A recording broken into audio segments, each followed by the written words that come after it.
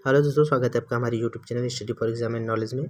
आज हम लोग डिस्कस करने वाले हैं इंग्लिश का एक महत्वपूर्ण टॉपिक सेंटेंस के बारे में। सेंटेंस क्या है, व्हाट इज़ द सेंटेंस, और कितने टाइप के होते हैं सेंटेंस, यह देखेंगे।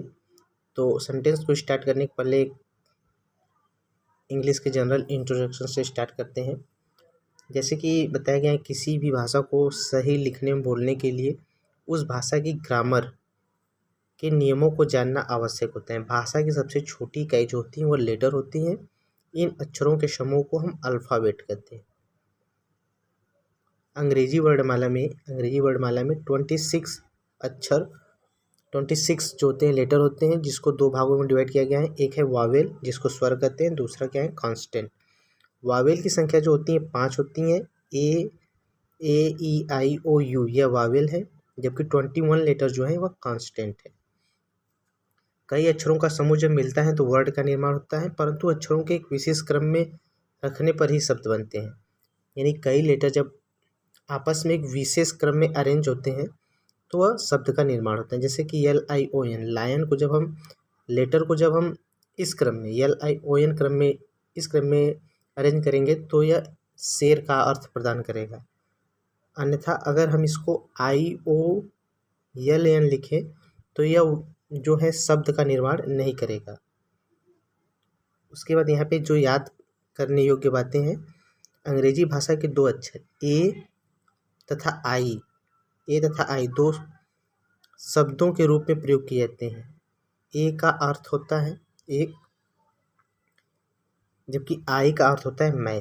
यानी यह क्या है, ये वर्ड है। ए और आई अंग्रेजी में दो ऐसे लेटर हैं जिसे हम वर्ड की संज्ञा देते हैं, यानी वर्ड के रूप में ये उपयोग होते हैं। अब इसके बाद हम लोग बात करने वाले हैं काइंड ऑफ सेंटेंस। सेंटेंस क्या है, कितने प्रकार का होता है, ये देखेंगे। सेंटेंस मुख्य रूप से 4 प्रकार के होते हैं। सेंटेंस मुख्य रूप से कितने प्रकार के होते हैं, 4 प्रकार के होते हैं। पहला हम लोग देखेंगे एसरेटिव सेंटेंस।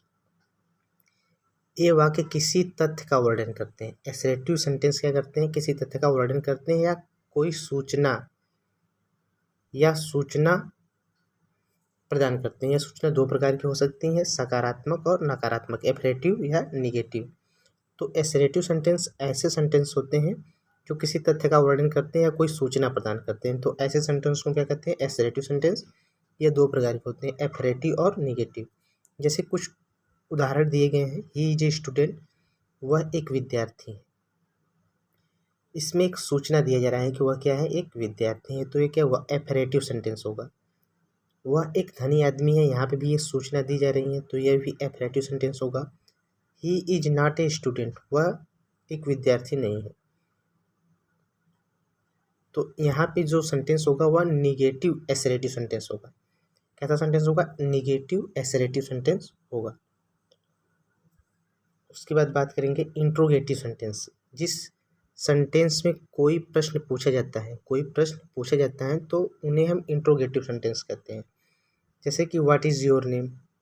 इसमें जो सेंटेंस होते हैं उसके अंत में प्रश्नवाचक चिन्ह का प्रयोग होता है इंट्रोगेटिव सेंटेंस में। जैसे कि व्हाट इज़ योर नेम, प्रश्नवाचक चिन्ह का प्रयोग किया गया है। इसमें प्रश्न पूछे जाते हैं, क्वेश्चन पूछे जाते हैं इंट्रोगेटिव सेंटेंस में। आपका क्या नाम है। दूसरा उदाहरण है वेयर डू यू लिव, आप कहाँ रहते हैं। तीसरे उदाहरण बताया गया है why did you not come to school yesterday, आप कल स्कूल क्यों नहीं आए। तो ये जो सभी सेंटेंस है इसमें प्रश्न पूछा जा रहा है और वाक्य सेंटेंस के अंत में प्रश्नवाचक चिन्ह का प्रयोग किया गया है। तो ये कैसे सेंटेंस होंगे, इंट्रोगेटिव सेंटेंस होंगे। ये भी 2 प्रकार के होते हैं, एफरेटिव यानी सकारात्मक और या फिर निगेटिव। ये भी 2 प्रकार के होंगे, एफरेटिव सेंटेंस और निगेटिव सेंटेंस। तीसरा है इम्परेटिव सेंटेंस। जिन वाक्य में किसी को आज्ञा देना, उपदेश देना या किसी से प्रार्थना करने आदि का भाव प्रकट हो तो उसे हम इम्परेटिव सेंटेंस कहते हैं। जैसे कि कम हेयर, यहाँ आओ, यहाँ पे आज्ञा दिया जा रहा है, यहाँ पे क्या हो रहा है, आज्ञा दिया जा रहा है। कीप क्वाइट, चुप रहो, यहाँ पे एक ऑर्डर के रूप में, ऑर्डर यानी एक जो है कि ऑर्डर दिया जा रहा है, तो यहाँ पे भी ये इम्परेटिव सेंटेंस होगा। Please lent me your book, कृपया मुझे अपनी पुस्तक उधार दीजिए। यहाँ पे जो है किसी से प्रार्थना की जा रही है, किसी से प्रार्थना की जा रही है, तो ये भी इम्परेटिव सेंटेंस होगा। ऑलवेज स्पीक ट्रूथ, सदा सत्य बोलो,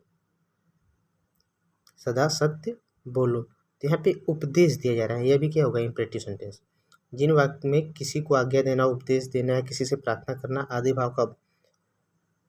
भाव प्रकट हो तो उसे हम क्या कहते हैं, इम्परेटिव सेंटेंस कहते हैं। एक्सक्लेमेटरी सेंटेंस, एक्सक्लेमेटरी सेंटेंस ऐसे वाक्य हमारे हृदय में अचानक उठने वाले मनोभावों जैसे प्रसन्नता, शोक, आश्चर्य, प्रशंसा आदि को प्रकट करते हैं। इस वाक्य को पहचानने का यह जो वाक्य होते हैं, ऐसे वाक्य में एक्सक्लेमेटरी मार्क का प्रयोग किया जाता है। यह क्या है, एक्सक्लेमेटरी मार्क, जहाँ पर भी आपको दिख जाए वह जो सेंटेंस होगा एक्सक्लेमेटरी सेंटेंस कहलाएगा। इसमें प्रायः दुख, प्रसन्नता, आश्चर्य आदि के भाव प्रकट होते हैं, जैसे कि alas his father is dead, इसमें दुख की भावना प्रकट की जा रही है। हर्ष we have won the match, इसमें प्रसन्नता की भावना प्रकट की जा रही है।